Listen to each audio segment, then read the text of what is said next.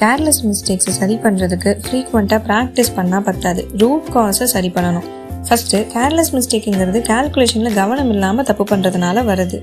இதை சரி செய்கிறதுக்கு இந்த 3 சொல்யூஷனும் ட்ரை பண்ணி பாருங்கள். ஃபஸ்ட்டு, 85% ஆஃப் த பசங்க அடிஷன், சப்ராக்ஷன், மல்டிப்ளிகேஷன், டிவிஷனில் மிஸ்டேக் பண்ணுவாங்க. இந்த டாபிக்ஸில் அவங்களுடைய ஸ்பீட் அண்ட் அக்யூரஸியை இம்ப்ரூவ் பண்ணால் இந்த மிஸ்டேக்ஸை அவாய்ட் பண்ணலாம். செகண்ட் பாயிண்ட், ஒரு ப்ராப்ளமை சால்வ் பண்ண ட்ரை பண்ணும்போது பசங்க அதுக்கான மெத்தட், என்ன ஃபார்முலா யூஸ் பண்ணுறது, நெக்ஸ்ட் என்ன ஸ்டெப்பு போடணும் அப்படின்னு யோசிக்கும் போது கேல்குலேஷனில் கவனம் இருக்காது. அந்த டாப்பிக்கில் அவங்க லாஜிக்கலாக ஸ்ட்ராங்காக இருந்தாங்கன்னா ஃப்ராக்ஷன் ஆஃப் அ செகண்டில் ஃபார்முலா எழுதி அந்த ஃப்ளோலையும் சால்வ் பண்ணிடுவாங்க. அப்போ கேல்குலேஷன்லேயும் ஃபோக்கஸ் பண்ண முடியும்.